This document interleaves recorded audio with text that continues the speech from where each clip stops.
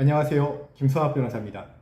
저는 대한변호사협회 공식인증 제주 형사전문변호사이자 제주지방법원 재판부별 국선변호사, 제주지방법원 논스톱 국선변호사를 역임하면서 수많은 음주운전 사건의 변론을 성공적으로 수행해왔으며 현재 다수의 음주운전 사건을 수임하여 변론하고 있습니다.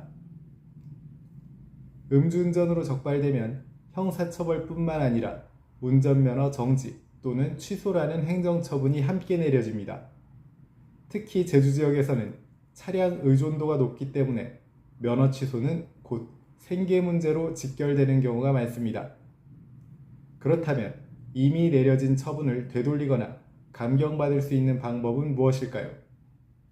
오늘은 제주 음주운전 변호사의 관점에서 면허 구제를 위한 핵심 방안에 대해서 설명드리겠습니다.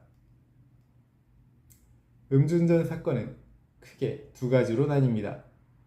벌금, 집행유예 등 형사처벌이 내려질 수 있고 면허정지 또는 면허 취소 등 행정처분이 내려질 수 있습니다. 이 중 면허구제는 행정처분을 대상으로 다투는 절차입니다.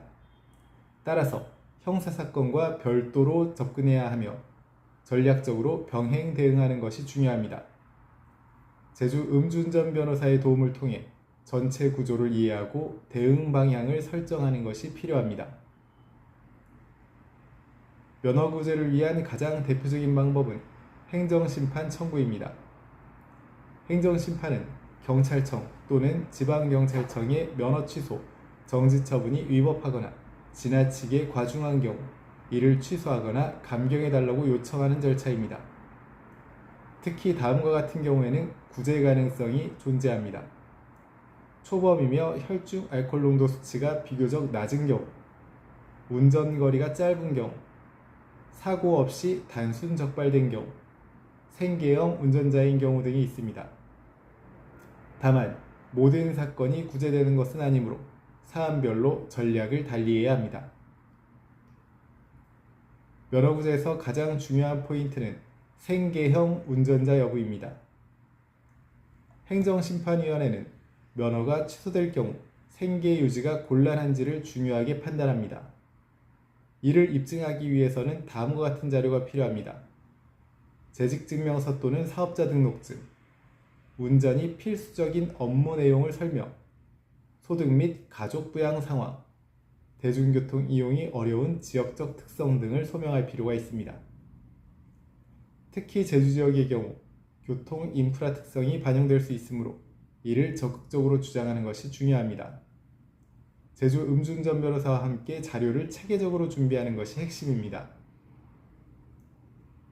면허구제 가능성을 높이기 위해서는 정상 참작 사유를 얼마나 설득력 있게 제시하느냐가 중요합니다.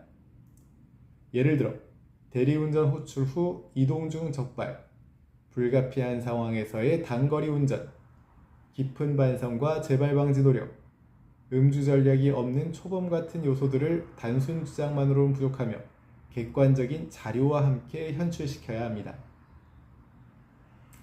행정심판에서는 단순히 과거 사실뿐만 아니라 향후 재범 가능성도 중요하게 고려됩니다. 따라서 다음과 같은 노력이 필요합니다. 음주운전 예방교육을 이수하고 알코올 중독 치료 프로그램에 참여하며 가족 및 지인의 탄원서와 본인의 진정성 있는 반성문을 제출할 필요가 있습니다. 이러한 자료는 단순 형식이 아니라 실제로 재발 가능성이 낮다는 점을 보여주는 중요한 자료입니다. 행정심판은 처분을 안날로부터 90일 이내에 청구해야 합니다. 이 기간을 놓치면 구제 자체가 불가능해집니다. 음주운전 면허구제는 단순히 서류 제출로 끝나는 것이 아니라 법리적 주장과 사실관계 입증이 결합된 전문적인 절차입니다. 특히 어떤 사유를 어떻게 정리하느냐에 따라 결과가 크게 달라질 수 있습니다. 현재 음주운전 면허구제에 대한 법률적 도움이 필요하시다면 언제든지 제주 음주운전 변호사 김성학 법률사무소를 찾아주시면 신속, 정확한 해법을 제시해드리겠습니다. 조금이나마 도움이 되셨으면 합니다. 여러분의 권리를 지키고 언제나 신속하고 정확한 해법을 제시해드리는 김성학 변호사입니다. 감사합니다.